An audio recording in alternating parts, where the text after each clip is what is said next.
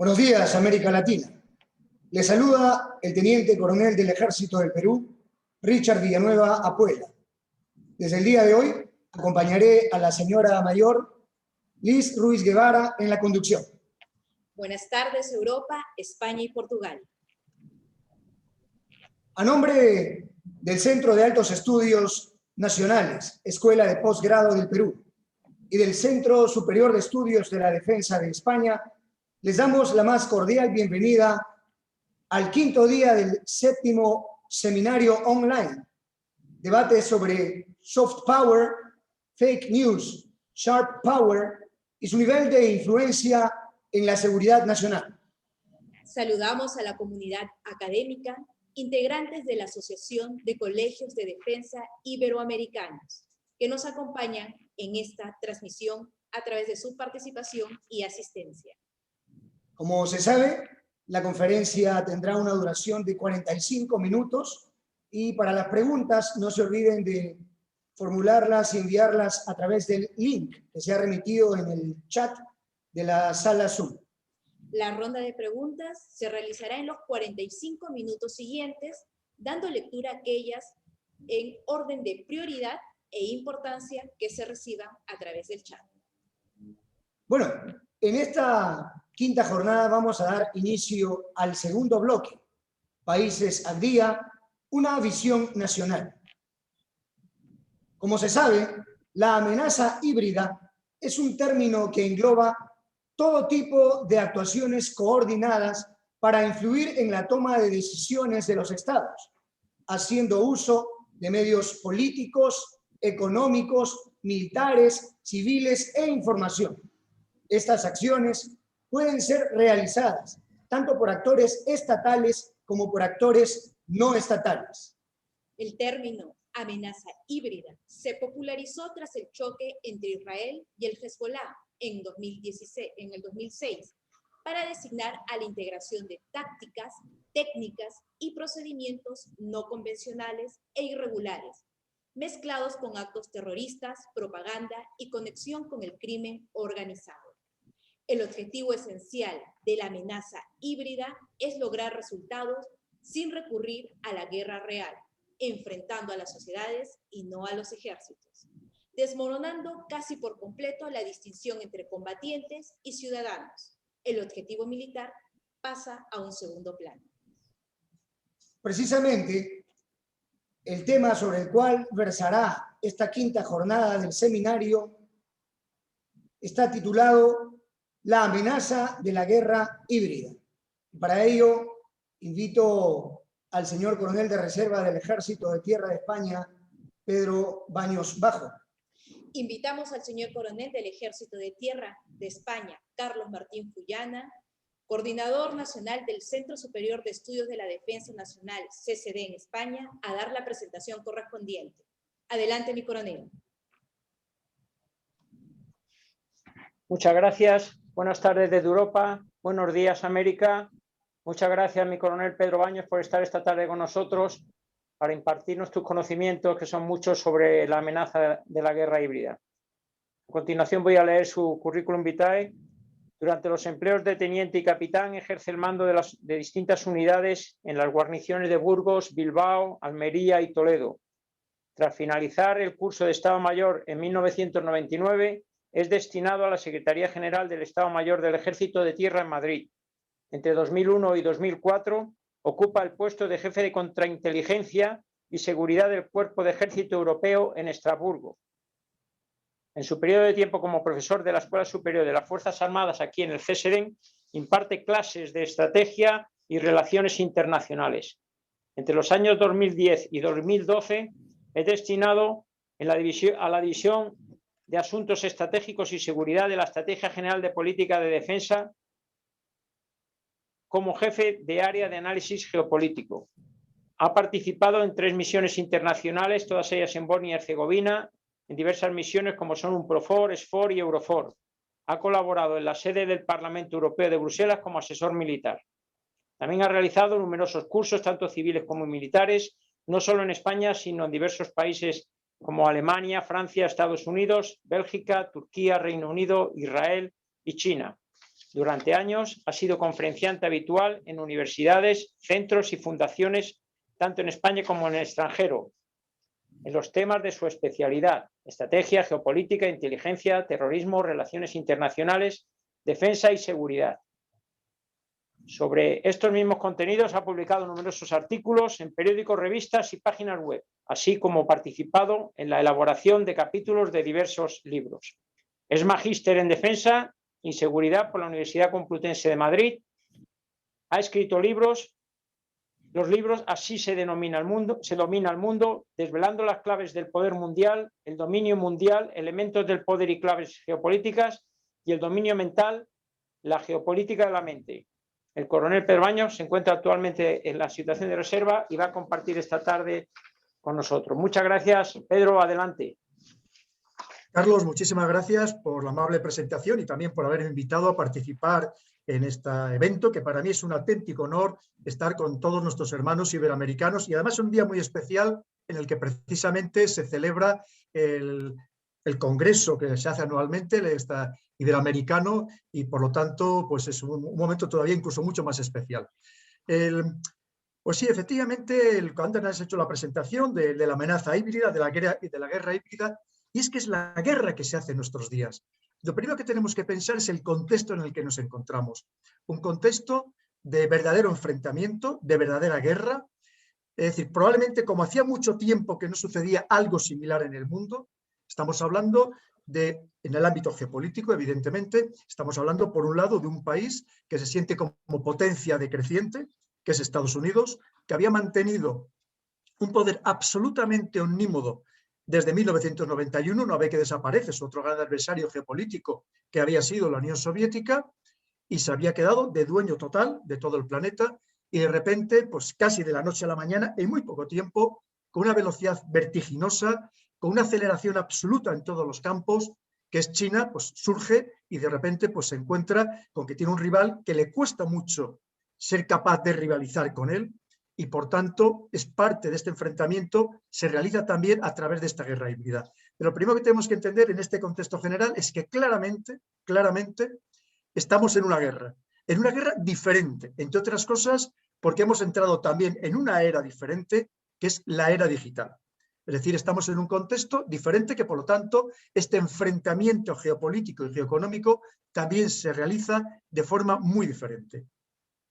Y lo vemos todos los días, o por lo menos si somos un poco observadores, y sé que estoy hablando con grandes profesionales de países iberoamericanos, y por tanto, como digo, pues sé que puedo hablar bien, o sea, en el sentido de que con mucha claridad, porque sé que me van a entender perfectamente, lo voy a hacer entender perfectamente porque todos estamos en la misma comunión de ideas. Miren, por ejemplo, si vemos recientemente lo que ha sucedido entre Estados Unidos y Rusia, que vemos cómo Estados Unidos ha impuesto todavía mayores sanciones a Rusia, alegando que Rusia está lanzando ciberataques, que no trata bien a Navalny, ahora mismo en prisión, o simplemente que está espiando en otros países a través de sus servicios de inteligencia, sea el FSB, el SVR o el GRU, que suele llamar mucho la atención la inteligencia militar rusa.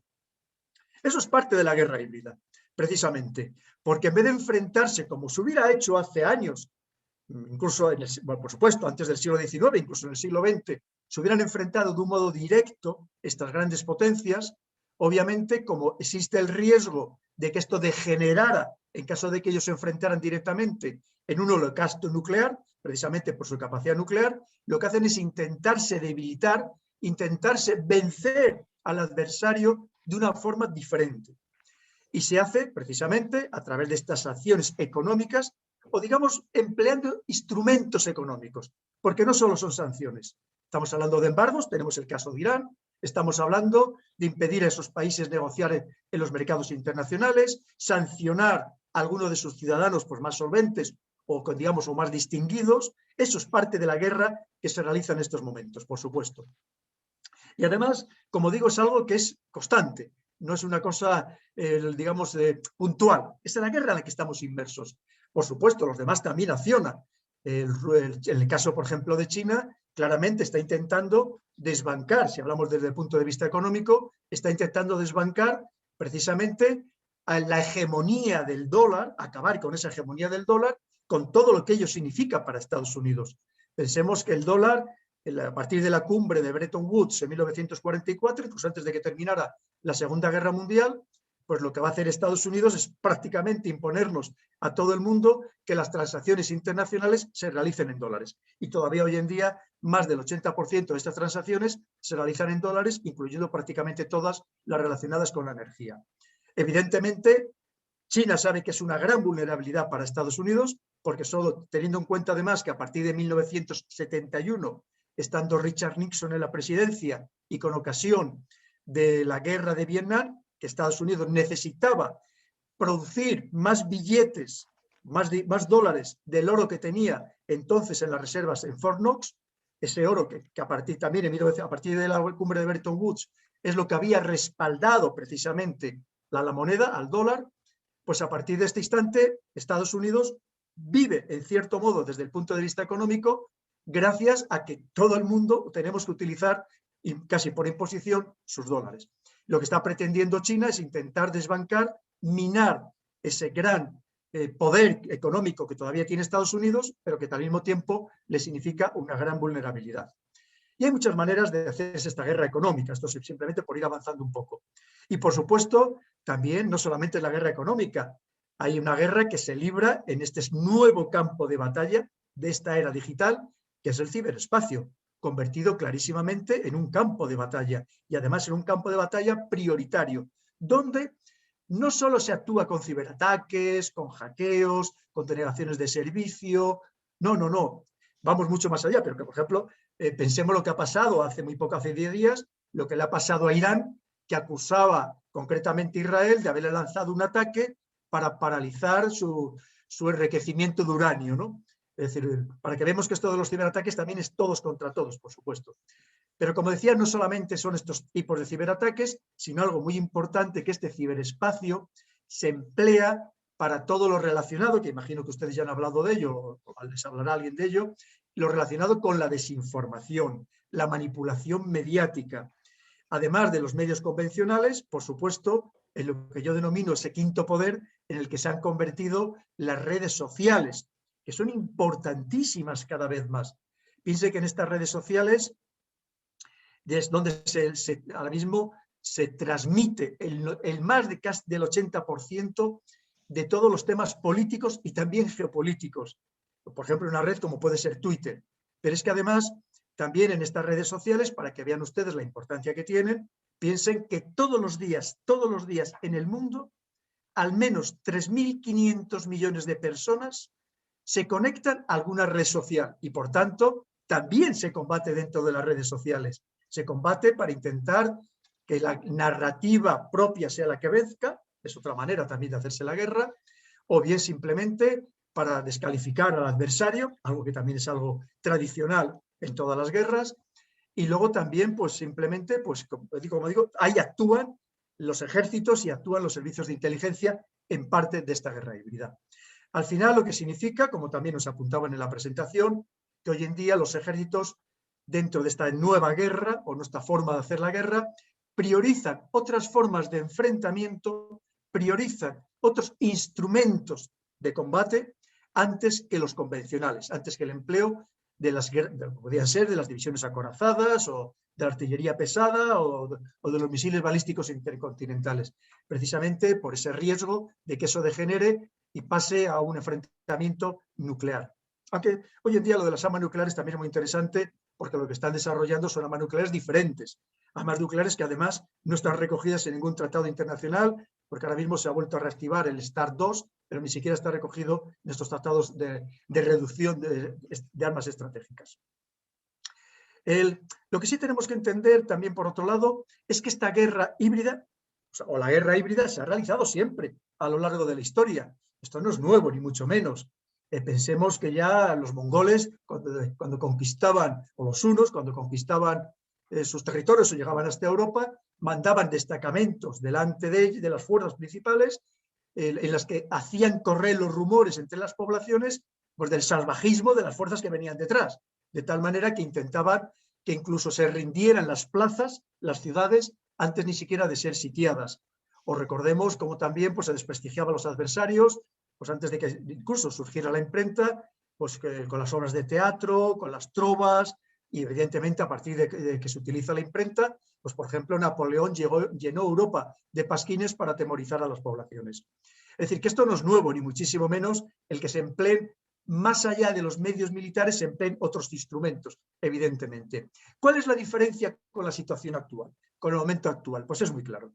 La diferencia es, primero, lo que permite la tecnología, lo que hemos estado comentando, y también, sobre todo, que al final ahora los instrumentos, digamos, accesorios, lo que antes era accesorio, ahora se ha convertido en principal. Y en realidad las fuerzas militares coadyuvan a estos instrumentos accesorios, que antes eran accesorios, en el sentido de que las fuerzas militares de las grandes potencias principalmente han quedado como instrumentos de disuasión. Y esto lo vemos reflejado, por ejemplo, en lo que está haciendo actualmente tanto el Reino Unido como Francia. Si siguen un poco cómo están incrementando estos dos países sus presupuestos de defensa, ¿dónde lo están volcando principalmente? Pues curiosamente lo están volcando primero en hacer la ciberguerra, que ya la palabra ciberdefensa ha quedado totalmente obsoleta, en hacerse la ciberguerra, y por otro lado, en potenciar sus armas nucleares.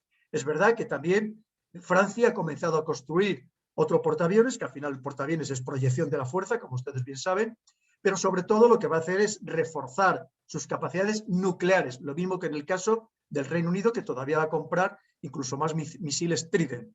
¿De qué estamos hablando? De submarinos submarinos de propulsión nuclear con capacidad nuclear de lo que se llama de segunda respuesta.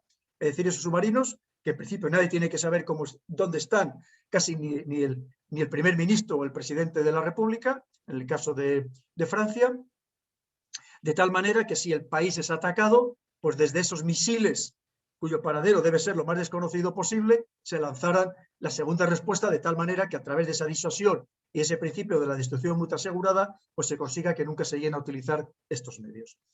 Pero como les decía, eso es lo que ha quedado casi las fuerzas, llamémoslas convencionales. Y la guerra, ¿cómo se hace? Pues vemos que se hace de una forma muy diferente. Y si lo observamos, ¿qué es lo que se hace? Como digo, a diario. Recordemos cuando Trump, por ejemplo, el presidente de Estados Unidos, pues en vez de llamar el coronavirus, le llamaba el virus chino. Eso es parte también de esa estrategia de intentar minar el prestigio del adversario, desprestigiarle, demonizarle, pues también pues, diciéndole pues, que no respeta las normas mínimas sanitarias, que es una vergüenza de país, que no se respetan los derechos humanos. Es parte del juego que se hace en todos los países unos contra otros de manera sistemática. Y como digo, dentro de esta guerra híbrida. Al final, pues como vemos, lo que estamos hablando es de que esta guerra híbrida se ha convertido actualmente en la principal forma de enfrentamiento entre las grandes potencias. ¿Que tienen que dirimir algo? Pues vemos, pues como el verano pasado, en Nagorno-Karabaj, que al final ahí estaban, pues aunque en principio solamente Armenia y Azerbaiyán, pero ahí estaban también intereses de Rusia, de Turquía, de Israel, en fin, por supuesto de Estados Unidos, para que veamos cómo también procuran enfrentarse directamente entre ellos, un poco también, en cierto modo, lo que sucedía durante la Guerra Fría. Al final, sobre todo, tenemos que entender que es una lucha muy insidiosa, porque entre otras cosas, muchas veces es muy difícil atribuir los ataques, o sea, saber exactamente de dónde proceden los ataques. Pero en cualquier caso, ¿qué buscan? Pues buscan destruir al enemigo, a ser posible, sin entrar en combate convencional directo, a ser posible. Pues efectivamente, pues antes también lo comentaban, afectando, por ejemplo, actuando psicológicamente sobre la población para convencer a la población de que no debe entrar en combate o desmoralizarla, desmoralizar al ejército, también son formas de actuar dentro de esta guerra híbrida. Y recordemos, se utilizan todo tipo de herramientas y mecanismos, más allá de los puramente militares, el que sea necesario. Y ahora entraremos en detalles porque son bastante amplia. Claro, esta guerra que pasa tan desapercibida, salvo para los que nos dedicamos a ello, evidentemente, que pasa tan desapercibida para la inmensísima mayoría de la población, por no decir para toda la población, o sea, para los profesionales de la seguridad, la defensa y de la inteligencia, lo primero es que requiere de personal y de medios altamente especializados y dotados de altísima tecnología. Si hablamos de que parte de esa guerra se realiza en ese campo de batalla, que es el ciberespacio, obviamente necesitas de esa tecnología. Y tecnología, además, que se desfasa con enorme rapidez y que, por lo tanto, necesitas estarte actualizando de forma constante. Porque si no, aunque tengas personal muy capacitado para hacer esta guerra, hay que tener en cuenta que habrá países que tengan medios muy superiores. Esto, pues lo mismo que muchos, como nos pasa en España, muchos de sus ejércitos pues no tendrán armamento nuclear o no tienen portaaviones o no tienen misiles de largo alcance, pues evidentemente esto nos pasa igual en esta guerra que se lucha en este ciberespacio, pues también hay países que tienen medios que los demás prácticamente ni soñamos, evidentemente. Al final, podríamos decir que esa unión de diferentes medios, lo que tratan es conseguir una sinergia, reunirles a todos, porque no solo se actúa de una manera, se actúa con todos ellos prácticamente de forma simultánea, o dependiendo del momento, primero priman unos, luego priman los otros, pero se intentan utilizar mayor número de medios posibles. En cualquier caso, lo que se trata con esa sinergia es de alcanzar unos efectos superiores de los que se conseguirían si solo se utilizara uno de ellos. Antes lo hablaban también, cuando hablaban que esto había surgido allá en el año 2006, en el enfrentamiento entre Estados Unidos y las fuerzas palestinas.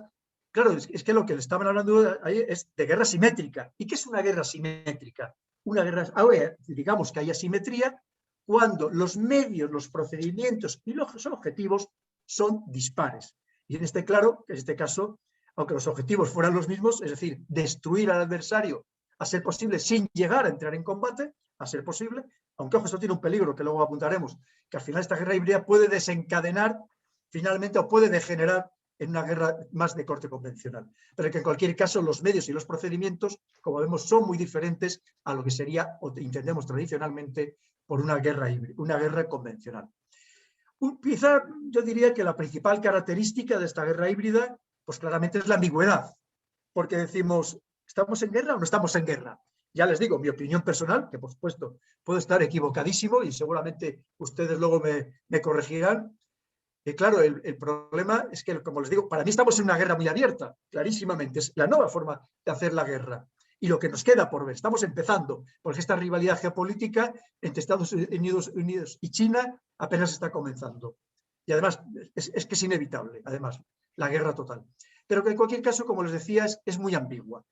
Es por eso que muchas personas la habrán oído usted llamar, que también le llaman pues, la guerra en la zona gris o la zona gris, que no sabemos si estamos en guerra, no estamos en guerra, si es una paz belicosa o es una guerra fría, es decir, esa ambigüedad. También saben que, por cierto, se me había olvidado comentarles que también esta guerra híbrida hay quien les llama la guerra irrestricta, un término que acuñan allá en 1999 dos coroneles chinos que escriben un libro, imagino que todos ustedes lo han leído, si no lo han leído se lo recomiendo encarecidamente, en la que, por cierto, apuntaban la guerra que se está librando hoy en día, pues a través incluso de la legalidad internacional.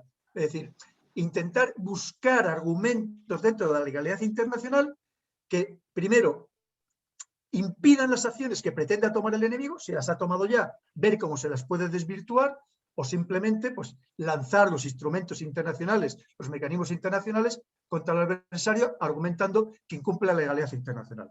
En este punto concreto de la legalidad internacional, ya saben ustedes, queridos amigos y compañeros, que ya saben que los países pequeños y medianos lo que pretendemos es que ojalá existiera una legalidad internacional y las grandes potencias, la legalidad internacional, aunque la hayan creado ellos mismos, no les afecta en absoluto, es decir, no les preocupa porque saben que no la van a cumplir. Tenemos el caso, por ejemplo, de Estados Unidos. ¿Perdón? Me disculpas un momento, que es que sí. Sabes que tenemos también alumnos de habla portuguesa y les cuesta mucho entenderte. Si puedes hablar un poco más despacio. Vale, sí, perdón. Perdona que te interrumpa, pero es un mensaje que hemos recibido. Es verdad. Todo. Muchas gracias, Pedro. Hablo demasiado rápido, perdón. Disculpa. Me disculpo por ello, no, el que me disculpo soy yo. Perdona a todos nuestros compañeros de habla portuguesa. Pues efectivamente, a ver que retome el hilo, que ahora me queda un poco corta. Bueno, da igual. Al final también, importante, muy importante, recuerden lo complicado de hacer la atribución. Primero, detectar que esta guerra se está produciendo, que ya no es fácil, porque nunca sabemos si hay una intencionalidad detrás de cualquier hecho que está sucediendo. Y por otro lado, de identificar y atribuir la responsabilidad a un actor concreto. Es muy, muy complicado. Es parte precisamente de la estrategia que se libra dentro de esta guerra híbrida, disimular el quién lo puede estar haciendo. Y ojo, también hay muchas acciones de falsa bandera dentro de esta guerra híbrida. ¿Qué elementos podríamos pensar que existen dentro de esta guerra híbrida? Pues uno de ellos, que tiene cada vez más importancia, son las fuerzas de operaciones especiales. Estados Unidos, todos los años, a finales de año, a principios del año siguiente, reconoce oficialmente, al menos parcialmente, en qué países del mundo ha empleado fuerzas de operaciones especiales para lo que él llama operaciones negras, las Black Operations. El año pasado se estima que pudieron participar en un centenar de países, es decir, más o casi la mitad de los países que existen en el mundo, teniendo en cuenta que hay 193 en Naciones Unidas y algunos muy pocos, muy pequeñitos, que no están en el seno de Naciones Unidas. Es muy importante cada vez más, precisamente dentro de esta guerra híbrida, el más interesante, más importante, más relevante, el empleo de las fuerzas de operaciones especiales. Por ejemplo, se sabe que la CIA tiene una base gigantesca en el Sáhara, en África, desde la cual lanza precisamente estas operaciones especiales. Operaciones que no solo realiza con las unidades operativas de la CIA, sino también con operaciones, con fuerzas de los ejércitos, sean los Navy SEAL, sean los Rangers o sean los Delta Force. Es decir, pero los emplean para operaciones principalmente, más que estrictamente militares, también las hay, operaciones relacionadas con el mundo de la inteligencia. Y esto hoy en día vemos que en todos los ejércitos del mundo están creciendo de forma notable las fuerzas de operaciones especiales y además dándoles un peso muy, muy, muy importante. Otra manera de hacer la guerra híbrida es el empleo, vamos a llamarle esto al que le dicen en inglés, las fuerzas proxy, las fuerzas irregulares. ¿Qué son las fuerzas irregulares?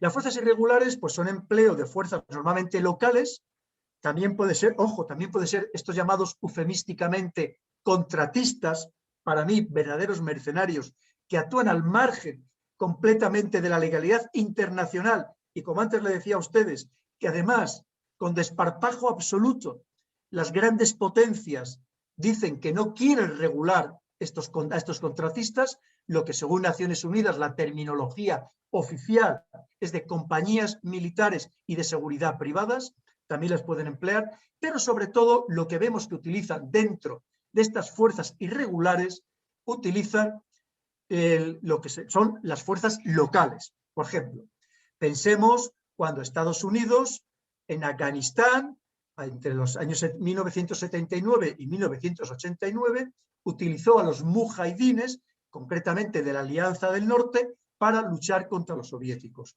Si nos trasladamos, por poner otro ejemplo más actual, o el último ejemplo quizá, es el caso de cómo se ha utilizado a los kurdos para que hicieran la guerra en el contexto, sobre todo de Siria, para que lucharan contra las fuerzas del Estado Islámico y las fuerzas del Frente al-Nusra, la filial de Al-Qaeda en este país. Que luego vemos pues, que con todos los problemas que ello genera, pero es parte también de hacerse esta guerra híbrida. También, por supuesto, se apoya y se fomenta cualquier tipo de malestar interno dentro de los países. Y en todos los países del mundo existe malestar interno. Aunque sea el país considerado, estas listas de países de la felicidad, el más maravilloso del mundo, donde se respetan más los derechos humanos, donde hay mayor libertad de prensa, precisamente había el último informe de la libertad de prensa en el mundo, que básicamente los 5 principales países son los escandinavos, los 4 principales países, pero da igual, al final siempre hay alguien en cualquier lugar del mundo que está descontento y es una manera de hacer la guerra híbrida el fomentar precisamente este malestar dentro de los países. Lo hacen también todas las grandes potencias. India acusa a China de estarlo haciendo en la parte de Assam además prácticamente encima de Bangladesh, que también se quiere independizar del país. A su vez, China denuncia que India hace esta guerra insidiosa dentro, por ejemplo, del Tíbet, para movilizar a los tibetanos, teniendo en cuenta que en India pues, viven más de 200.000 tibetanos, y incluyendo el Dalai Lama. Y esto hay quien cree que pues, es lo que está sucediendo, ni más ni menos, por ejemplo, que en Hong Kong, que con independencia de que exista un problema verdaderamente interno, pues siempre hay intereses para crear un problema mucho mayor, para fomentarlo, para apoyarlo, para magnificarlo y que además tenga eco internacional para perjudicar al adversario geopolítico. Y luego antes ya hemos hablado de la guerra de la información, de la propaganda, de la desinformación, estas fake news, claro que sí. Esa es también la forma de hacer la guerra actualmente. Y lo vemos todos los días. Lo que pasa es que cada uno, dependiendo en qué parte del mundo estemos, dependiendo de bajo qué órbita o dentro de qué órbita, de qué país, de gran imperio estemos, pues nos afecta de una manera o de otra. Aquí, por ejemplo, en Europa, pues vivimos prácticamente de las noticias del mundo anglosajón, de estas grandes agencias de noticias, sea Sky News, BBC, Reuters. Aquí muchas veces, y más pensando cómo está deteriorado lamentablemente el periodismo en general en el mundo occidental, pues obviamente vivimos de estas grandes agencias de noticias que también nos cuentan lo que les da la gana o lo que les interesa a sus grandes potencias. Pensemos que los grandes servicios de inteligencia, no de ahora, hace mucho que han permeado los grandes medios de comunicación, muchos periodistas a su servicio, y es una manera pues también de hacerse esta guerra híbrida. Y por supuesto, cuando pasa algo en Europa, por ejemplo, de la culpa, como no, la tiene que tener Rusia, clarísimamente, pase lo que pase, ¿no? Ya en Europa ya casi es un mantra de pase lo que pase, la culpa a Rusia. Pero en otras partes del mundo, pues la culpa la tiene Estados Unidos, en otras la tiene China, porque ya les digo que esto lo hacen, y esto me gustaría mucho insistir en ello, por favor, que se quedaran con esta idea, que esta es una guerra que realizan todos contra todos, aunque nos traten de hacer creer, no, es que los malos son los norcoreanos, o los malos son los iraníes. Esto lo hacen todos contra todos, porque es una vez más parte de la guerra moderna. Por ejemplo, si habláramos que luego hablaremos de los ciberataques, pero si es que ustedes, que seguro que habrán entrado muchas veces, entran en internet y ponen ciberataques en tiempo real, y por ejemplo el mapa que tiene Kaspersky, que puede ser uno de ellos, y ven ustedes que los ataques son sistemáticamente, se están saliendo las flechitas de todos los países y recibiéndolas pues, todos los países del mundo, incluso algunos que no son de los principales, porque así es como funciona. Y claro, es que tengan ustedes en cuenta que cuando hablamos de propaganda, de desinformación, ¿de qué estamos hablando? Estamos hablando de la manipulación psicológica de las poblaciones. Antes también lo comentaban, es que la población se ha convertido en parte activa de esta guerra, se ha convertido en víctima de esta guerra, porque interesa convencer a las poblaciones de unas narrativas, de unos discursos, por supuesto que beneficien al que lanza la acción y obviamente perjudica a sus adversarios. Precisamente es de lo que antes anunciaba el coronel Martín Fullana, muy amablemente, el último de mis libros trata de eso, el dominio mental, como hoy en día es tremendamente fácil, teniendo personal experto, que lo tienen las grandes potencias, sociólogos, psiquiatras, psicólogos, antropólogos, personal muy capacitado para influir psicológicamente en las poblaciones, dominar mentalmente a las poblaciones y, por cierto, les puedo garantizar que es el dominio perfecto. Y antes por eso les decía que qué difícil es primero darnos cuenta de que estamos inmersos en esta guerra. Lo primero, ya más allá de que luego atribuirlo a ver quién es, pero simplemente darnos cuenta de que estamos inmersos en esta guerra, que nos están haciendo esta guerra, porque no nos damos cuenta, nos pasa desapercibido. Para eso están las mentes más privilegiadas haciéndose esta guerra unos contra otros, pero lo sufrimos los ciudadanos, lo sufren los ciudadanos. Y claro, piensen ustedes, si a ustedes, a su país, que ustedes son militares, les estuvieran atacando convencionalmente con carros de combate, o sea, divisiones acorazadas, con artillería, ustedes reaccionarían inmediatamente, hasta el pueblo se levantaría en armas y iría a luchar para defender la integridad de su patria. Pero el problema es cuando te están atacando mentalmente, te están manejando mentalmente, te están manipulando, dominando mentalmente, es que no te das cuenta. Y por tanto, eso sí que es el control y el dominio perfecto. Si pasamos a la diplomacia, no desdeñemos en absoluto la diplomacia. La diplomacia todavía tiene una fuerza enorme, y sobre todo la diplomacia y la ciberdiplomacia. Claro, piensen ustedes que un país con una diplomacia de verdad, solvente, capaz, y ojo, despolitizada y desideologizada, que sirva no a los gobiernos de turno, sino que sirva de verdad a su país, al Estado, es una gran baza para cualquier país. Por cierto, es verdad que la diplomacia, como también ponía en el segundo libro, El dominio mundial, tiene que estar siempre respaldada por la fuerza para que sea creíble, porque tú al final dices, oye, mira, vamos a llevarnos bien, pero ojo, que si no nos llevamos bien, vienen los de detrás y van a intentar poner orden de otra manera. Tiene que estar respaldada por la fuerza. Pero es muy importante tener buenos diplomáticos, y hay países, incluso países pequeños, que tienen una diplomacia fantástica. Puede ser Cuba, puede ser Irán, por supuesto Francia tiene unos diplomáticos maravillosos, Reino Unido lo mismo, Rusia, pues fíjense, Lavrov, el actual ministro de Asuntos Exteriores, el que ya ve cómo reacciona cuando alguien intenta meterle el dedo en el ojo, o incluso, claro, pensemos que es que Lavrov es, digamos, hijo diplomático del intelectual de Gromyko, aquel gran diplomático el ruso o soviético, que se acuerdan que era famoso porque le preguntaran lo que le preguntaran, siempre decía, puede ser. O sea, incluso aunque le preguntaran, ¿ha comido usted bien hoy? Pues puede ser. O sea, eso, claro, con personas así pues es muy difícil casi combatir contra ellos. Por eso digo que la diplomacia, la importancia que tiene. Si hablamos de los ciberataques, lo que les decía antes, es que es la guerra de nuestros días. Los ciberataques que se realizan, pues como estamos comentando, con estas denegaciones de servicio, intentando interrumpir, destruir incluso los sistemas informáticos, que hay muchas maneras, por ejemplo, empleando las bombas lógicas, las bombas de pulso electromagnético, que destruyen todos los sistemas.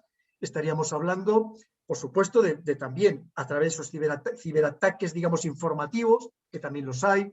Aquí en España, que somos uno de los países más ciberatacados del mundo, normalmente entre el 5º y 10º país más ciberatacado del mundo, y todavía hemos tenido hace un mes un problema muy importante con el sistema de empleo, con el servicio de empleo, que da, por ejemplo, las prestaciones sociales por desempleo en España, y que todavía no se ha podido recuperar del ciberataque que ha recibido.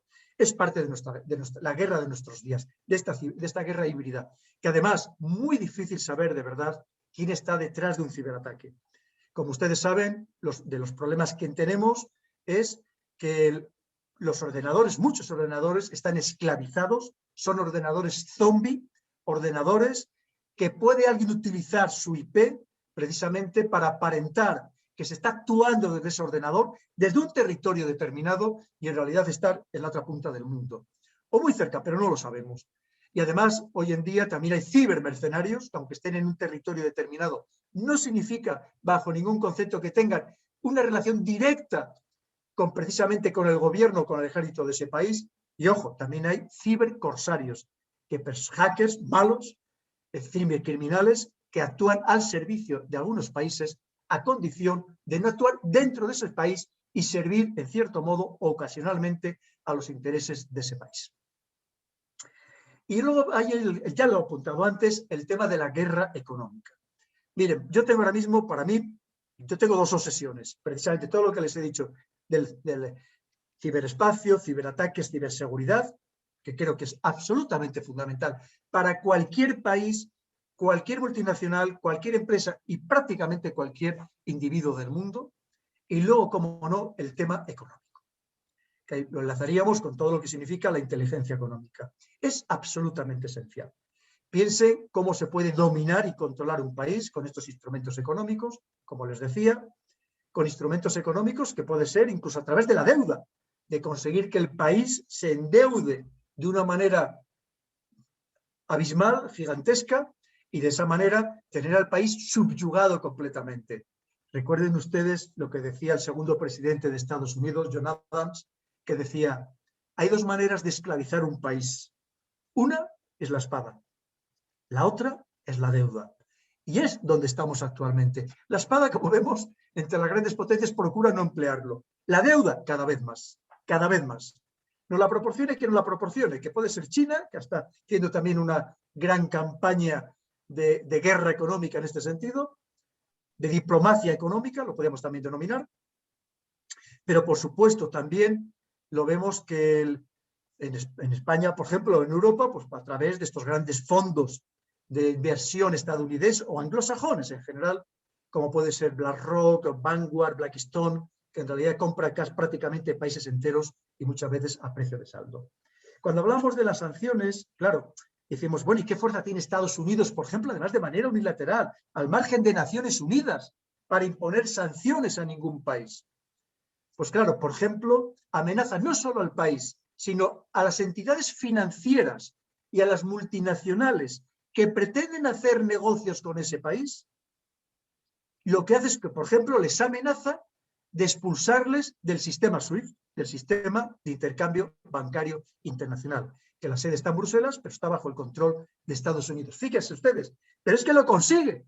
Aquí en Europa ha conseguido un banco alemán, al Standard Chartered británico, al BNP Paribas, imponerles multas multimillonarias y que a pesar de que inicialmente intentaron llevarlo a los tribunales internacionales, pero que terminaron que pagar antes de que le desconectaran de estos sistemas.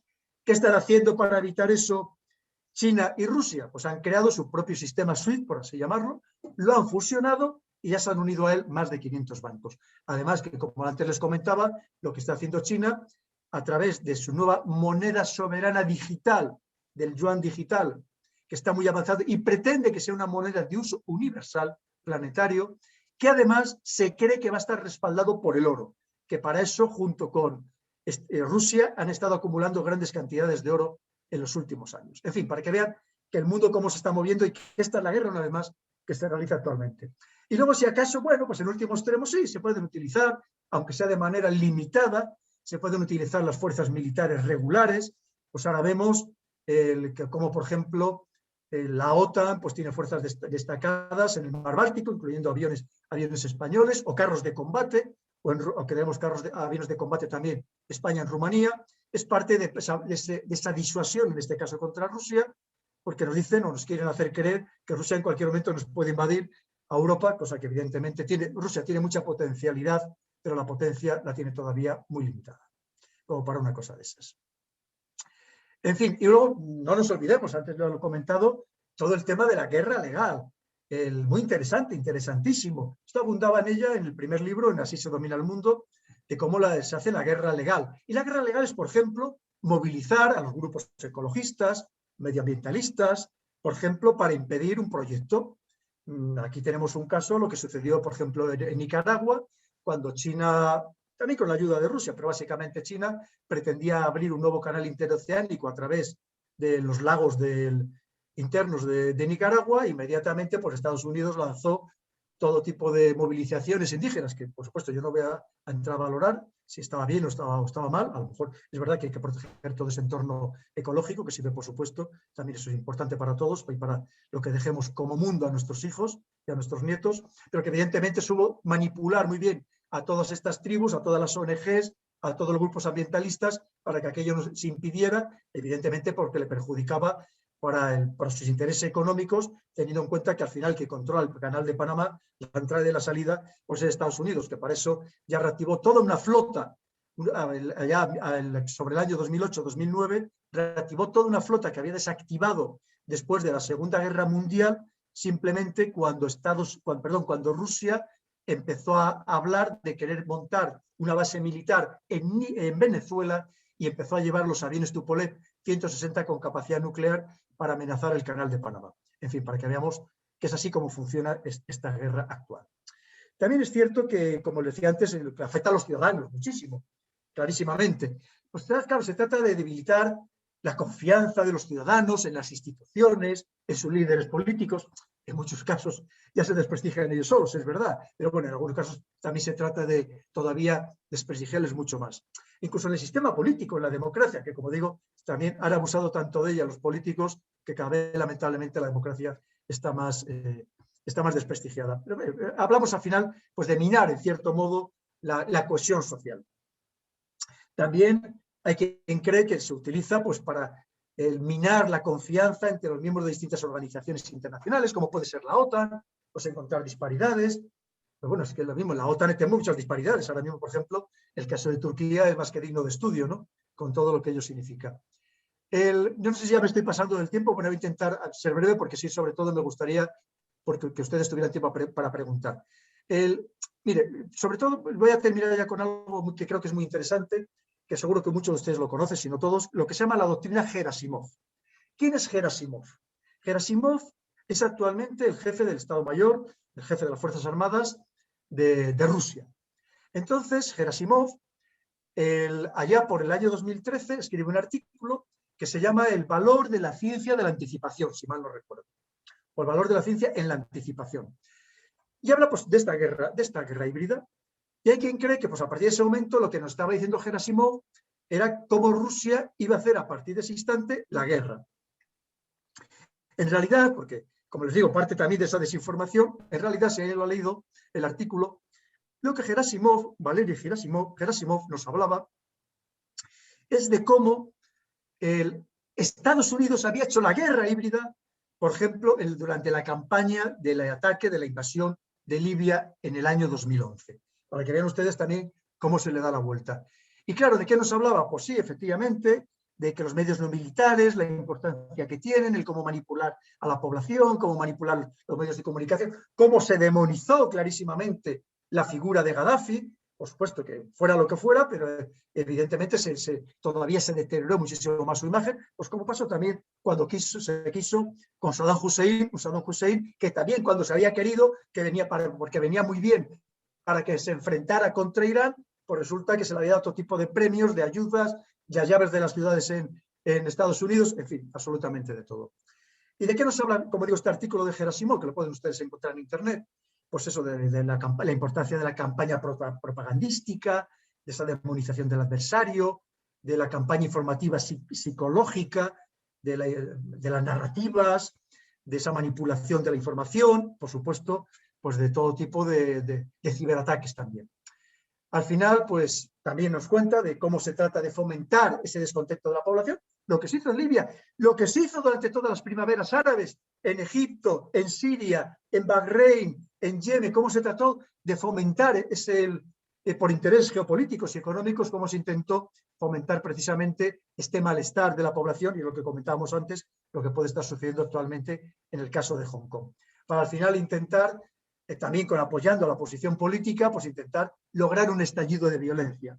Esto no es nuevo. Si ustedes recordarán que también han leído a Clausewitz, recordarán lo que decía Clausewitz, que por ejemplo sobre Rusia decía: Rusia es imposible conquistarla militarmente, pensando su tamaño. Y así sucedió con Napoleón y con Hitler. Dice, a Rusia solo hay una manera de destruirla, y es desde el interior, fomentando lo que está sucediendo ahora, fomentando el malestar interno, que por supuesto en un país de casi 150 millones de personas, ¿cómo no va a haber malestar interno? Por supuestísimo. Pero ustedes se fijan, como tantos otros escenarios, muchas veces hay más periodistas que son llamados para que vean la manifestación que auténticos manifestantes. Pero bueno, es parte precisamente de esta manipulación desde dentro de la guerra híbrida, entre otras cosas, para que parezca que hay mucha manifestación, contestación social y política interna, de tal manera que justifique, llegado el caso, una intervención exterior.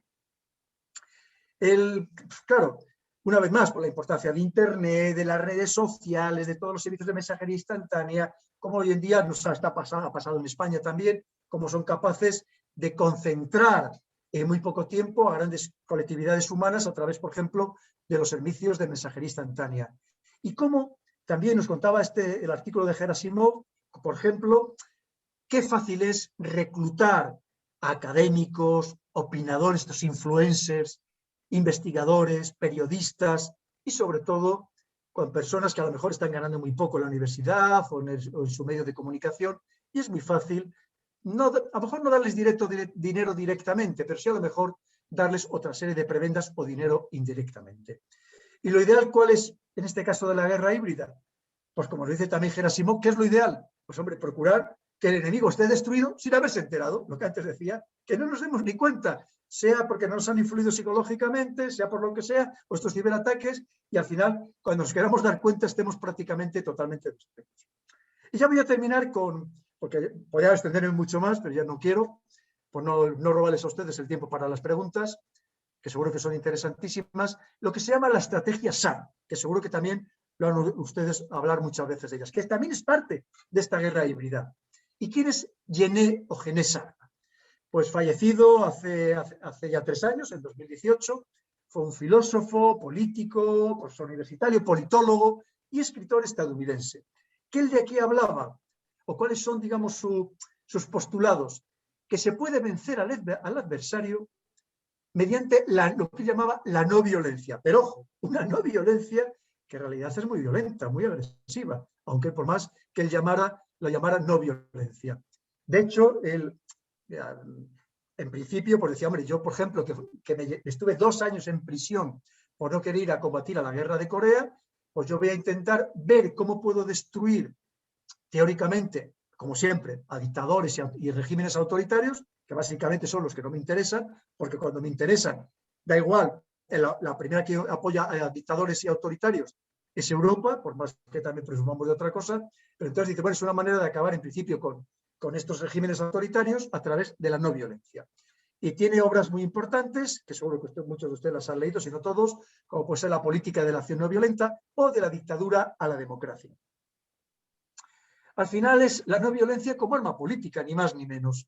Él se basa, pues, hay un autor estadounidense, allá del siglo XIX, que ya hablaba de la desobediencia civil, y como no, pues de Gandhi también, ¿no? Y es muy interesante, lo cierto. Claro, ¿qué sucede? Que al final él creó dentro de Harvard, de la universidad, creó un programa sobre sanciones no violentas, que al final es lo que estamos hablando, sanciones económicas, embargos, no poder negociar en los mercados internacionales, para que vean que esto ya estamos hablando de los años 80, en plena Guerra Fría. O, por ejemplo, publicó un libro que decía cómo hacer que Europa no se pueda conquistar, sea inconquistable. ¿Por qué? Obviamente por parte de los soviéticos. Suponía que era la Europa democrática en contra de los soviéticos. Este tema es interesantísimo, porque hay quien luego creó posteriormente lo que se llama la institución Albert Einstein, que esto es lo que se ha empleado en todas estas llamadas revoluciones de colores. Hay quien cree incluso que se ha empleado y se sigue empleando aquí en Cataluña para fomentar el separatismo. Al final, pues esa acción no violenta, que es teóricamente basada en principios democráticos, pero que en realidad, como digo, pues vemos que en muchos casos se convierte en claramente violenta. Podríamos hablar que básicamente él divide todas sus teorías en 3 partes: la protesta no violenta y la persuasión, una vez más, el poder de la mente, que influye en la psicología de las colectividades; la no cooperación, es decir, que la sociedad se niega a cooperar porque considera que los poderes son ilegítimos, son autoritarios, son dictatoriales; y luego, finalmente, una intervención tanto interna como exterior no violenta. A mí me gustaría saber cómo es la intervención no violenta, además de que se emplee, como antes decíamos, que se emplee claramente la legalidad también como parte de estos instrumentos, clarísimamente. Pero claro, por ejemplo, lo divide en una serie de fases. La primera fase sería, que llama ablandamiento, de cómo se ablanda la sociedad. Por ejemplo, creando opinión, esas narrativas sobre los problemas reales o los potenciales que pueda haber, incluso algunos imaginarios, de tal manera que al final, pues una vez más, se fomente, se promocione el descontento social, si lo hay todavía que se magnifique mucho más, denunciar la corrupción donde no hay corrupción, o si no también, pues inventa. Hoy en día también inventar y destruir socialmente a una persona es tremendamente sencillo a través de estos montajes, estos vídeos falsos o de las redes sociales.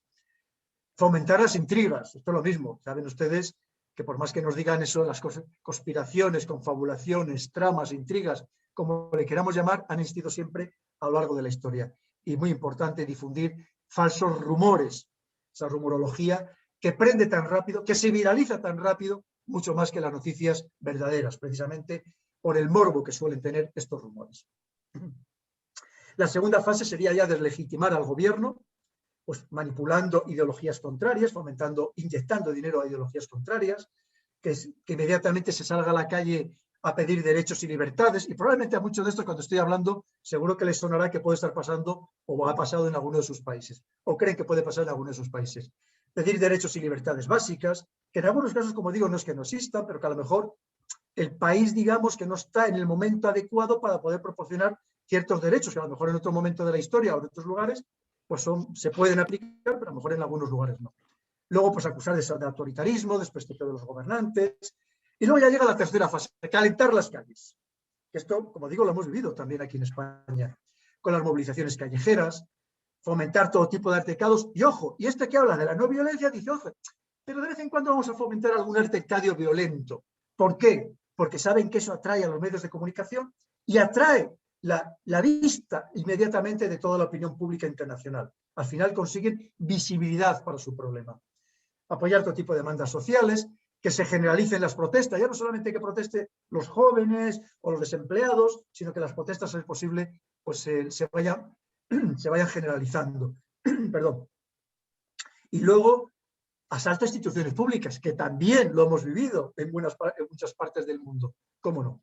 Al final, precisamente para intentar, entre otras cosas, que ya sería la última fase, la desestabilización absoluta, la verdadera guerra psicológica, ya la toma de instituciones, desmoralizar a las Fuerzas Armadas y a las fuerzas policiales, entre otras cosas, porque como las van a obligar a tener que reaccionar ante esas manifestaciones que estamos hablando que sí que son violentas, inmediatamente lo que van a hacer es desprestigiarlas, decir, claro, que son fascistas, que son autoritarias, que han tirado pelotas de goma o de fuano, o que han disparado gases lacrimógenos, evidentemente, pues para tratar de provocarlas para generar esa sobrereacción. Al final, ¿qué han conseguido? ¿Qué intentan conseguir? Pues la fractura institucional. En el último extremo, pues obligar a renunciar al gobierno de turno y que haya un gobierno que les sea favorable. Y esto es lo que se acusa, incluso hasta preparar una intervención militar externa. Esto es lo que se acusa de que la CIA, por ejemplo, lo ha utilizado para acabar con gobiernos poco afines, sin alertar a la opinión pública. También que se ha sido utilizado como para estos rogue states o estados rebeldes o países descarriados para intentar poner otros gobiernos en su lugar, y que lo emplean habitualmente por los servicios de inteligencia y también pues, los movimientos separatistas, en fin. Y por supuesto que esto es parte de lo que ha sucedido, o buena parte de lo que ha sucedido en estas revoluciones de colores. Al final, ¿cómo se consigue el éxito en esta estrategia SAR? Pues como la guerra híbrida que estamos hablando, de ser capaces de provocar en este caso un cambio de gobierno sin un golpe clásico, un golpe blando, podríamos decir, pero que en cualquier caso, que con apariencia de democracia y que además sea con apariencia de que sea una solicitud popular. Pero en realidad hay intereses oscuros muy detrás de todo este tipo de acciones. Luego, Pedro, muchísimas gracias. Sí, no quiero extender porque podíamos hablar de cómo se hace la desinformación. Creo que hay bastantes preguntas. Detalles, pero no nos va a dar tiempo. Así que voy a dar paso a que me pregunten ustedes lo que quieran. Perfecto, Pedro, muchísimas gracias. Creo que hay bastantes preguntas. Paso la voz al moderador de CAEM Perú. Adelante, por favor. Ya se ha hecho bien en cortarme, Carlos, porque si no ya sabes que yo sigo hablando durante 3 o 4 semanas. Muchas gracias, Pedro. Gracias, mi coronel. Verdaderamente magistral la conferencia. Tuve la oportunidad de leer uno de sus libros el año pasado, Así se domina el mundo, revelando las claves del poder mundial. Y bueno, yo creo que todos los que estamos participando de este seminario conocemos la figura de Pedro Baños Bajo, y creo que es preciso mencionar que estamos ante uno de los geoestrategas más connotados del mundo en la actualidad. Bien, muchísimas gracias. Vayamos a las preguntas. Gracias, mi coronel. La primera pregunta ha sido formulada por el señor coronel de la Fuerza Aérea del Perú, Gustavo Orbegoso Schur. ¿Cuál es el papel de la capacidad de combate, llámese poder cinético de las Fuerzas Armadas, en esta nueva realidad frente a la guerra híbrida? ¿Se debe prescindir de ella en vista del empleo de otros instrumentos para enfrentar esta guerra? Sí, pues muchas gracias, Gustavo. Compañero, mira, no se debe prescindir en absoluto. Eso sería una gran trampa, porque podríamos caer en una nueva línea Maginot, que nos rodearan por otros lados, ¿no? Por supuesto, no podemos prescindir, pero sí hoy en día tenemos que ser conscientes de que vivimos otro momento histórico. Estamos, una vez más, hemos entrado en otra era, y hoy en día tenemos que ser conscientes de que es tan importante tener soldados como cibersoldados.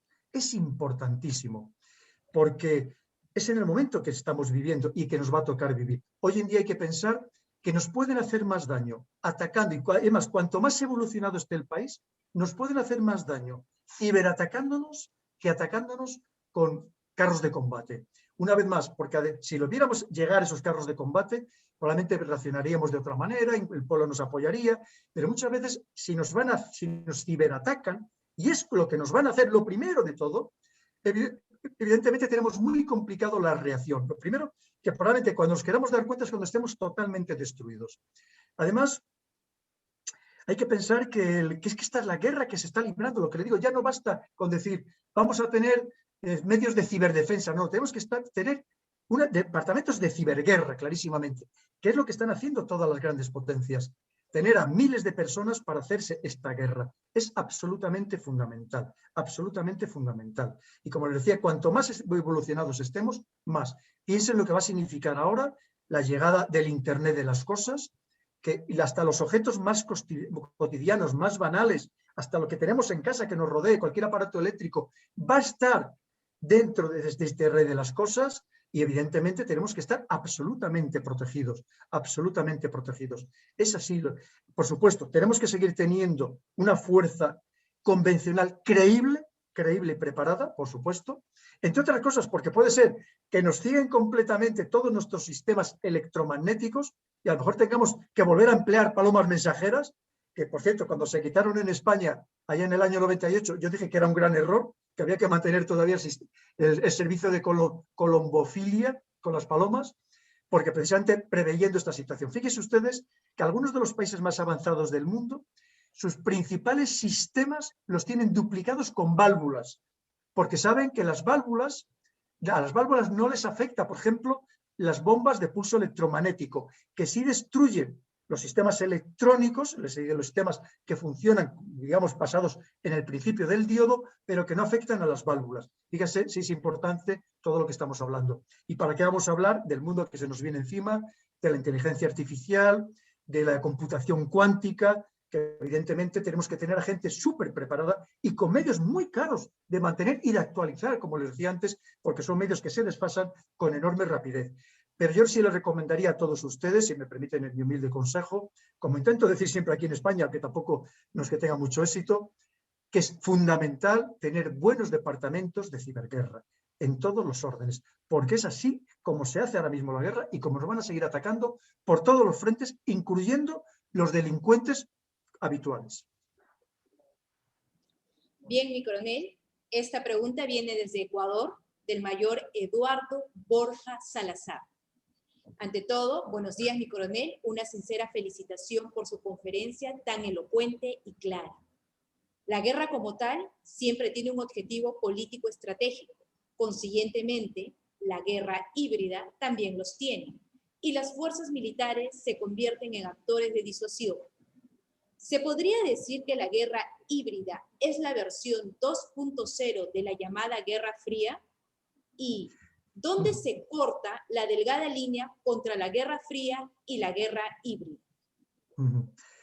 Sí, pues muchas gracias, Eduardo. Es mucho más que la Guerra Fría. Hay que pensar una vez más que la gran diferencia, sobre todo con respecto, por ejemplo, al periodo de la Guerra Fría, es la tecnología que se utiliza actualmente. Hemos hablado de las redes sociales, hemos hablado de Internet. Hay que pensar que Internet pues, lo hemos empezado a usar las personas normales hace unos 30 años, ¿no? Es decir, que hemos cambiado completamente de ciclo. Eso es lo que tenemos que entender. Es verdad, yo entiendo lo que me quiere decir Eduardo, que esto es una guerra soterrada, podríamos decir, que no se libra directamente, pero hemos subido un escalón completamente diferente. Y además, entre otras cosas, porque hay un actor nuevo, que es China. En este sentido, esto varía completamente el espectro. Ya no solamente es Estados Unidos contra Rusia, la Unión Soviética en su momento, sino que hay otro gran actor. Y no olvidemos que hay otros actores también muy importantes, de los que se habla muy poco, como puede ser, por ejemplo, el caso de India. Lo que es cierto es que ahora mismo hay un gran multilateralismo, por más que evidentemente Estados Unidos o el mundo anglosajón esté muy preocupado porque no quiera llegar a este multilateralismo, quieran seguir ellos los que sigan primando en el mundo, pero este multilateralismo es obvio y estamos inmersos en él. Con lo cual estamos hablando de un nivel superior al de la Guerra Fría, ese que se intentaban enfrentar en terceros escenarios, lamentablemente en muchos países iberoamericanos, también pasó en África, como no, pero hoy en día, además de todo eso, sobre todo es una guerra, es muy soterrada también, pero es una guerra que lo que se hace es liberarse, una vez más, con medios económicos, en este ciberespacio, algo que entonces no existía, o por lo menos, quizá al final, pero no existía de la manera que existe actualmente. De hecho, yo la primera vez que utilicé Internet fue en el Parlamento Europeo, allá por el año 94, 95, y me parecía algo absolutamente inútil. Pero es que en aquel momento tan solo había 200 páginas web. Me pareció algo inútil. Fíjense cómo ha variado todo, y estoy hablando ya después del hundimiento de la Unión Soviética. Si acaso podríamos hablar de Guerra Fría 2.0, por decirlo de alguna forma, pero estamos desde luego en algo completamente diferente. Gracias, mi coronel. La tercera pregunta viene de España. Ha sido planteada por el señor Juan Evangelista Pintado. Dada la dificultad de atribución de herramientas como la desinformación, ¿cómo podemos medir esa influencia en los resultados? Sí, pues gracias, Juan. La influencia es más que notable. Hay que tener en cuenta que la desinformación bien hecha por verdaderos especialistas, estamos hablando que además, de hecho, incluso la OTAN ha cambiado lo que antes eran operaciones de información, para saber que se llaman operaciones de influencia. Es decir, que también hemos pasado a un nivel mayor, porque al final lo que se trata con esta desinformación, una vez más, no solamente es de influir en los ejércitos, en la moral de los ejércitos, sino influir cada vez más en las poblaciones. Es fundamental. Las poblaciones, al final, para conseguir que nos den su anuencia, su beneplácito, para llevar a cabo ciertas operaciones, o si ya las hemos comenzado, para que nos las aprueben, pero al mismo tiempo para que reaccionen contra el adversario o posicionarlos en contra del adversario de tal manera que estén de acuerdo y casi nos animen a los gobiernos a atacar a aquellos que consideran sus enemigos. Ahora mismo, el ser capaz digamos, de discriminar lo que es desinformación que verdaderamente afecta a la seguridad nacional es muy complicado. Incluso por personas que llevan muchos años trabajando en estos temas, porque nunca sabes lo que aparece en un medio, si de verdad es una noticia sin ninguna maldad escrita por un periodista o si es una noticia que le han puesto encima de la mesa un servicio de inteligencia a ese periodista para que la publique, que pasa en muchos casos. Y además saber discriminar lo que puede haber detrás, como digo, cada vez es más complejo. Entre otras cosas porque vivimos en un mundo tan acelerado, con tal avalancha de información, que poder tener tiempo para reflexionar, para dudar de aquello que nos está llegando, para hacer un análisis serio, profundo, pues prácticamente no tenemos la capacidad. Para eso, importante, hay que tener primero mucha experiencia, esto no se aprende de la noche a la mañana, para, digamos, sentir, oler aquello que puede estar pasando, que eso, con la experiencia lo vas adquiriendo. También tener herramientas, incluso tecnológicas, para poder hacer buenos análisis, también, por supuesto, y luego tener personal con la mente muy abierta, que no se deje influir por nada, que aquí en Europa nos dejamos arrastrar en su momento, por ejemplo, por todo lo que sucedió con lo de las armas de destrucción masiva en Irak, y aquí todos los servicios de inteligencia picaron el anzuelo. Intentar suministrarse de fuentes muy diversas, obtener datos contrastados o contrastarlos nosotros mismos y ser nosotros mismos con esa experiencia y con esas técnicas que conocemos, ser los que hagamos nuestro propio análisis. No permitir que el análisis nos lo den hecho. Y lamentablemente muchas veces seguimos consumiendo análisis hecho porque no tenemos tiempo de hacer el nuestro propio. Continuando, mi coronel, la pregunta viene desde Perú, de Miguel Ángel Yoplac Basalá, quien formula lo siguiente. De acuerdo a lo expuesto y el panorama actual que se vive a nivel mundial, ¿piensa usted que estamos viviendo una nueva guerra fría? Sí, vamos a enlazar un poco con lo que dije al principio de mi intervención, le doy las gracias a Miguel Ángel. Estamos viviendo un contexto de enfrentamiento geopolítico, como digo, como pocas veces a lo largo de la historia se ha dado. Y hay algo que me preocupa mucho, Miguel Ángel, porque este tipo de enfrentamiento a lo largo de la historia similar, invariablemente, o quitando muy pocas excepciones, invariablemente ha degenerado en un enfrentamiento convencional de alta intensidad. Y eso me empieza a preocupar mucho. Piensen que al final es un poco lo que hay quien llama la trampa de Tucídides, por eso que nos cuenta Tucídides en sus libros, pues son varios, La guerra del Peloponeso, de cómo una Esparta que ve que va creciendo el poder de Atenas de una manera muy similar a lo que está haciendo China, inicialmente solo de forma económica, con poder económico, pero una vez que tiene el poder económico, pues empieza a tener una buena armada para proteger precisamente sus rutas de abastecimiento logístico o sus rutas comerciales, y al final pues terminó en una guerra. Entonces, yo hace mucho tiempo que el pronóstico que hago, de una manera humilde, pero también basado en más de 30 años de experiencia, que yo estoy convencido de que antes o después Estados Unidos y China llegarán a ese grado de enfrentamiento. Que pueda haber en el intermedio ciertos acercamientos, unos pasos más adelante, otros pasos más atrás, pero al final tiene que llegar porque China es que lo está conquistando todo. Si hablamos tecnológicamente, está avanzadísima en todo lo que ellos consideran que es lo más sea, desde las ciencias de la vida, la biotecnología, la computación cuántica, la inteligencia artificial, todo lo que hemos comentado antes, el espacio, la carrera que ahora mismo que hay en el espacio, en fin, ya tiene más satélites en órbita que el sistema de GPS de Estados Unidos con su sistema Beidou, ya tiene más delegaciones diplomáticas en el mundo que Estados Unidos, en fin, así podríamos seguir hablando y hablando durante horas de China y evidentemente pues eso a Estados Unidos le preocupa enormemente, esté quien esté, que evidentemente Trump lo hacía de una manera, Biden lo hace de otra manera, pero que lo que subyace detrás es exactamente lo mismo. Recomiendo que lean ustedes, si no lo han leído, imagino que muchos de ustedes, si no todos ya lo han leído, luego del documento, la Interim National Security Strategy, firmada por Biden hace muy pocos días, la interina de momento, esta estrategia interina, muy rápida, muy acelerada, en la que te dice claramente el enemigo que le supone China y también Rusia, pero especialmente China en todos los órdenes.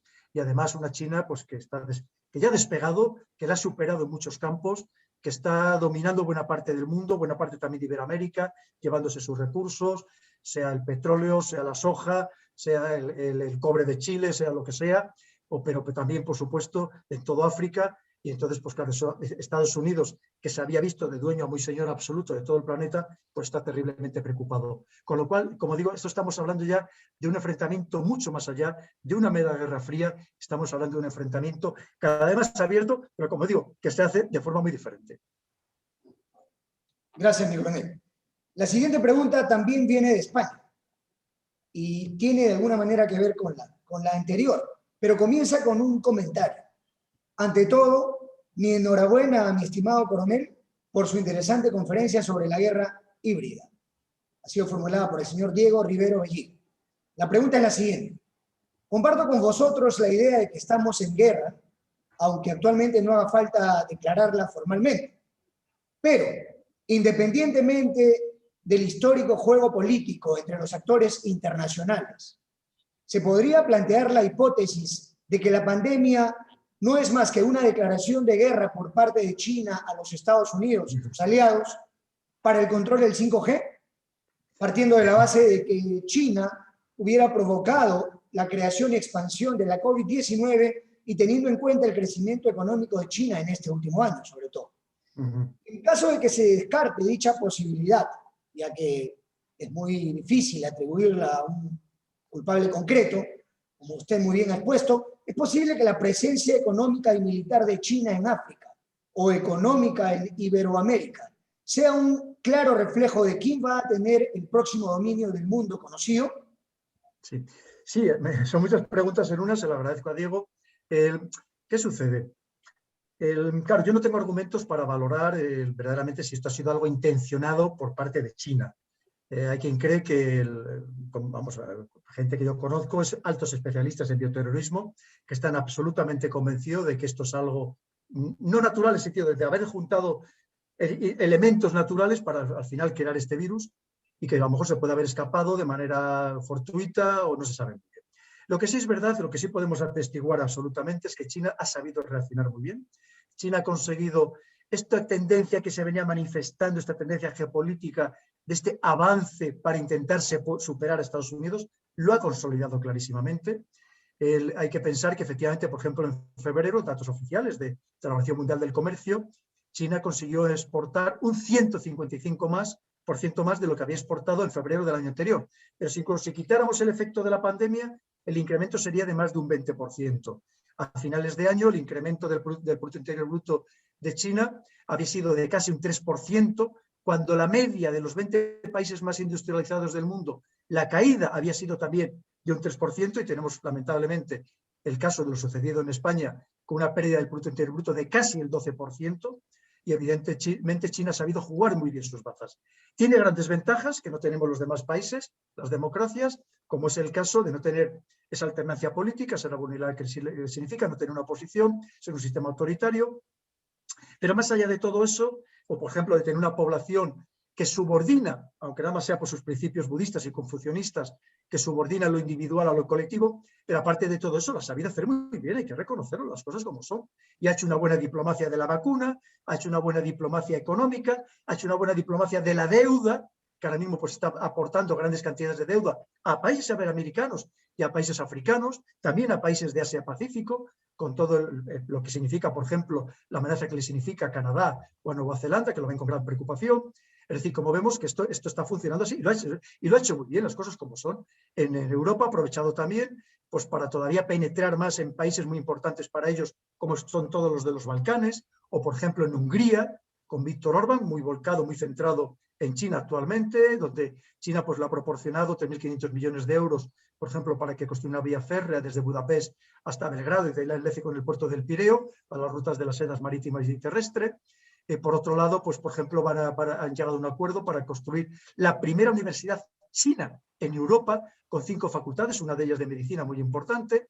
En fin, quiere decir que de medicina tradicional china, evidentemente, que China lo ha hecho muy bien, las cosas como son, y esto pues evidentemente preocupa enormemente, una vez más, a Estados Unidos. Y eso que Estados Unidos de momento no se está recuperando mal, no se está recuperando mal. De hecho, ahora mismo la cifra del paro que llegó a estar en mayo en el 18%, es verdad que con Trump antes de la pandemia había estado en el 3%, una cifra pues ya despreciable, es un paro estructural, pero llegó en mayo del año pasado a estar el 18% y ya ha conseguido reducirlo al 6%.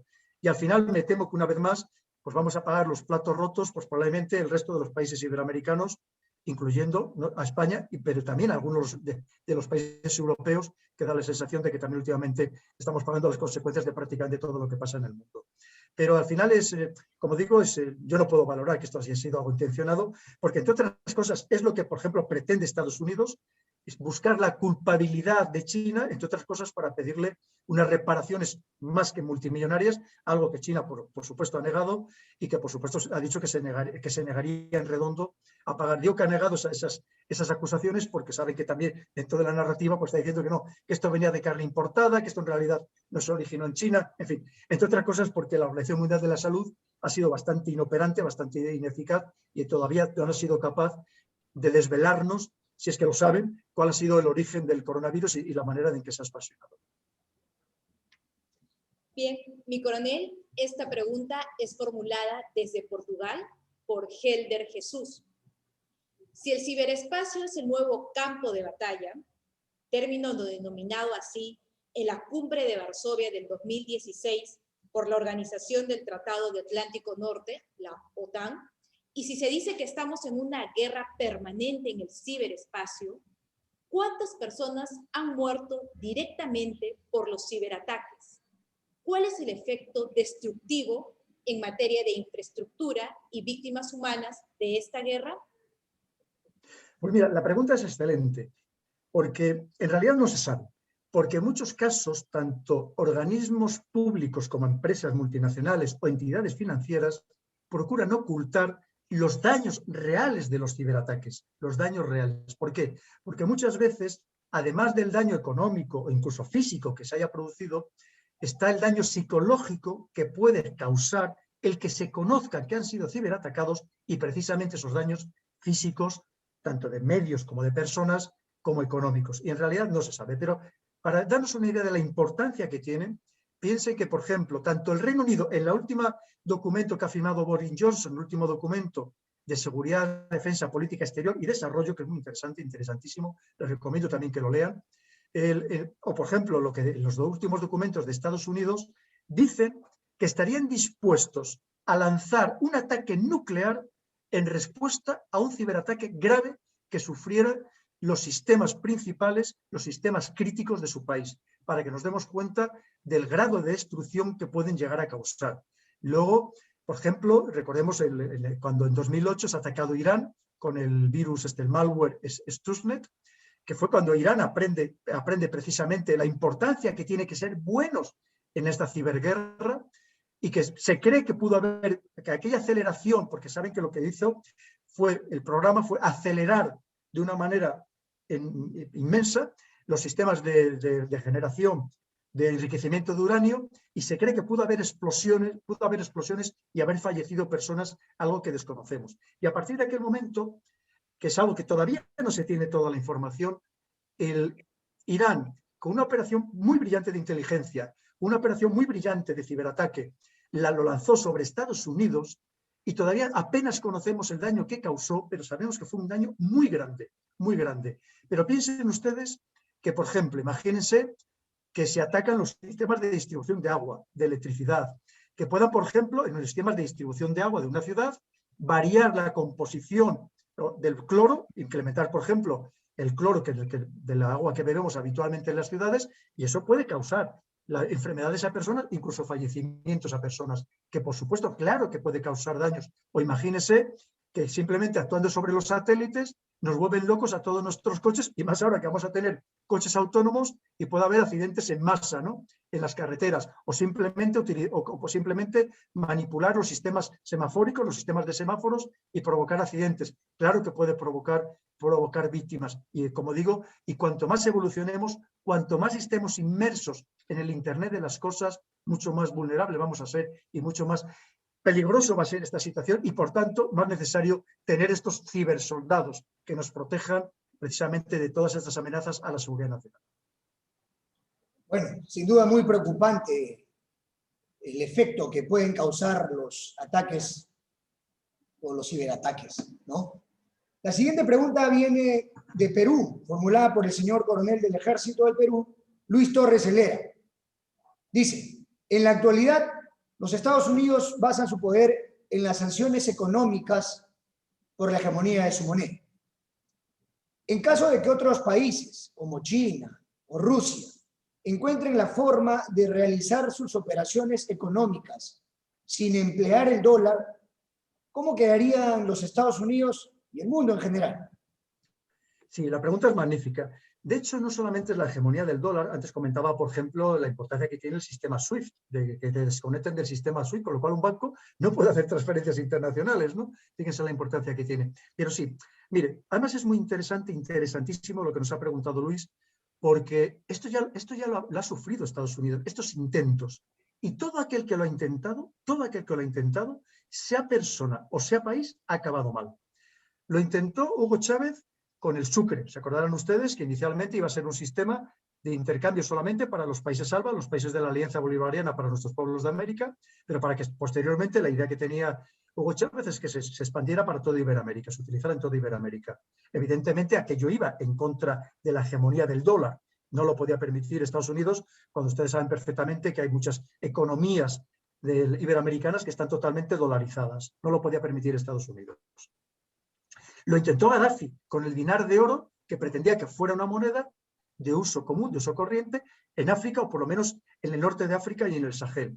También piense cómo acabó Gaddafi. Lo intentó Saddam Hussein. Saddam Hussein, ya antes, nosotros empezamos a usar el euro en Europa exactamente el 1 de enero de 2002. Antes ya funcionaba en los mercados internacionales el euro. Un Saddam Hussein, un Irak que estaba sancionado por Estados Unidos, porque decía que había utilizado armas químicas contra los kurdos, recordarán ustedes. Entonces, y también eso, que estaba fabricando armas de destrucción masiva. Entonces, lo que estaba haciendo, como estaba sancionado, Saddam Hussein solo podía vender petróleo a cambio de alimentos y medicinas para su pueblo, que por cierto, aquello llevó a la muerte a decenas de miles de iraquíes, especialmente niños, aquellas sanciones. ¿Qué sucede? Que él, cuando quiso hacer negocios con BNP Paribas, con Francia, que hay quien cree que pudo ser uno de los motivos de la invasión en el año 2003, de la invasión de Irak, inmediatamente aquello quedó anulado completamente, precisamente por todo lo que significaba para la pérdida de esa hegemonía, una vez más, del dólar. Quiere decir, lo que pasa es que ¿qué sucede? Que ahora lo está intentando China, como les decía, con dos proyectos básicamente. Por un lado, les he comentado antes, de esta moneda soberana digital, el yuan digital, que está cogiendo muchísima fuerza cada vez más. Ya de hecho se utiliza cada vez más dentro del país y pretende que sea, como decía antes, de uso universal. Y por otro lado, con lo que ellos denominan el sistema financiero cuántico. Claro, eso va en contra completamente, un ataque frontal a la hegemonía del dólar. Y es que esto es guerra abierta. Estados Unidos no se los puede permitir, porque Estados Unidos, su economía, con una actual, a día de hoy, probablemente sea su deuda de unos 25 billones, de los de millones, no de los miles de millones, sino de millones de dólares, no se puede permitir que perder esa hegemonía del dólar, porque él vive en cierta manera de imprimir billetes verdes porque nos obliga al resto del mundo a consumirlos. Pero esto se puede acabar de la noche a la mañana. Si China además lo sigue intentando, que lo va a seguir intentando, ¿Y esto qué significa? Esto significa la guerra absoluta, para que veamos en qué contexto nos estamos moviendo de verdad, mucho más allá de lo que pueda aparecer en los medios de comunicación. Bien, mi coronel, nos vamos hasta Chile. Germán Barria nos dice lo siguiente. Usted plantea que estamos ya en una guerra híbrida. Entonces, ¿quiere decir que cada país debe estar preparado y operando de esta forma? Más claro, decir que la defensa debe incluir un escenario de operaciones para defenderse de la guerra híbrida en materia de desinformación, contraatacando de la misma forma. Por último, como una estrategia, ¿se puede incluir en esta a la guerra híbrida a empresas abocadas a las redes sociales, instalándose en diferentes continentes para controlar la desinformación con grandes análisis de Big Data de manera inteligente? Sí, son dos preguntas que están relacionadas, pero un poco, vamos a diferenciarlas un poco. Pues gracias, Germán. Efectivamente, ¿qué sucede? Por eso yo decía que es tan importante, y vuelvo a insistir y les recomiendo a todos ustedes, si me permiten mi humilde recomendación, que hay dos temas fundamentales. Todo lo relacionado además con el ciberespacio, tener buenos cibersoldados, y por otro lado todo lo relacionado con la inteligencia económica, algo que debería estar al más alto nivel en el país, para saber precisamente cómo nos puede afectar esta guerra económica, estos instrumentos económicos que se emplean, que va mucho más allá, es verdad, de lo militar, pero que es fundamental. Es que es lo que puede verdaderamente desestructurar, acabar con el sistema establecido en el país, o que nos gobiernen desde fuera. Es decir, que aunque mañana vayamos a votar a las siguientes elecciones, en realidad el voto de los ciudadanos no sirva para nada, porque a través de esa deuda alguien nos va a controlar desde el exterior y nos va a dirigir nuestra política nacional, para que veamos la importancia que tiene. Es absolutamente esencial. Entonces, claro, como les decía, una vez más, tener soldados y cibersoldados, y sobre todo, personas con una mentalidad muy abierta, estructuras muy flexibles, estructuras con personas con visión de futuro, porque piensen ustedes que vivimos en un mundo tremendamente acelerado, que lo que vale para hoy no vale ya para mañana, y todo ya no es como antes, que todo duraba tiempo, los planes. Hoy en día los planes van a cambiar, pero prácticamente en meses, y cada vez de una manera más rápida. Hace falta personas, como le digo, con una mente tremendamente abierta, despejada, con una visión muy global. Es verdad que habrá que tener especialistas, pero hace falta, para mí lo más importante hoy en día en un ejército, es tener personas, aunque sea un pequeño grupo de personas, dedicadas solo a pensar y dedicadas solamente, como digo, con una mente muy abierta a tener una visión muy global de todo lo que puede suceder. Para mí me parece absolutamente esencial. Perdón, si me puede repetir lo de la segunda pregunta, la segunda parte de la pregunta que era. Por supuesto, mi coronel. Sí. Decía, por último, como una estrategia, ¿se pueden incluir en esta guerra híbrida a empresas abocadas a las redes sociales, instalándose en diferentes continentes para controlar la desinformación con grandes análisis de Big Data de manera inteligente?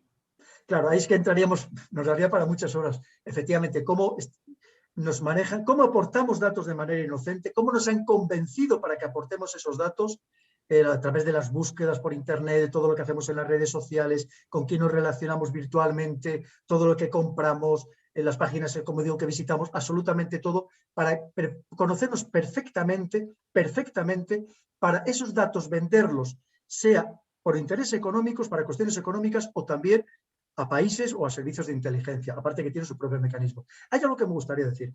Aquí hablamos mucho de que todas las grandes empresas tecnológicas chinas están relacionadas con el gobierno. Y es verdad, y es verdad. Y es más, cuando alguno ha intentado no tener un cierto margen de maniobra propio, vemos que el que inmediatamente ha sido llamado otra vez al redil. Pero eso sucede exactamente igual en Estados Unidos. No pensemos que la NSA, la Agencia de Seguridad Nacional de Estados Unidos, esas 100.000 personas van todos los días a jugar al mus, evidentemente no, a jugar a las cartas. Lo que van es precisamente a controlar, entre otras cosas, a toda esta información que corre por todas estas multinacionales, sea los que llaman las GAFAM, Google, Amazon, Facebook, en fin, Microsoft, por supuesto que tienen grandísima información con este Big Data, que una vez analizado con los algoritmos y con la inteligencia artificial, permite tener un conocimiento detalladísimo de todos y cada uno de los ciudadanos, e incluso de aquellos que no se hayan conectado nunca a Internet. precisamente por lo que alguien pueda haber hablado de ellos o la relación que alguien pueda tener con ellos. Y lo vimos que pasaba ya, por ejemplo, en el caso del escándalo de Cambridge Analytica. Quiere decir que, claro, que esto se utiliza, es una preocupación muy grande, digo, por hacerlo de una manera muy resumida, porque es un campo muy extenso, y de una manera muy resumida, y claro que todo esto es utilizado por los gobiernos también con fines políticos y geopolíticos. Bueno, nos hubiera gustado continuar trasladándole más preguntas formuladas por los participantes, mi coronel. Lamentablemente, como se sabe, el tiempo es tirano y no vuelve más. Queremos agradecer a los más de 700 participantes el día de hoy y por supuesto que a usted, mi coronel, por tan impecable conferencia. Asimismo, invitarlos el día de mañana a la 6ª jornada del 7º seminario online denominado Debate sobre el Soft Power, Poder Blando, Fake News, Desinformación, y el Sharp Power, Poder Inteligente, y su nivel de influencia en la seguridad nacional, que se realizará el día de mañana, jueves 22 de abril. No se olviden que las sesiones comenzarán a las 9 horas en Perú, 14 horas GMT, 16 horas España. Los invitamos a todos ustedes a la 6ª conferencia que tratará el tema Reputación Digital y Protocolo de Crisis, que estará a cargo del Centro de Altos Estudios Nacionales, CALEN de Uruguay. Les agradecemos. Si me permiten unas palabras. ¿Puedo decir Adelante, unas palabras? Sí. Adelante, mi coronel, por favor.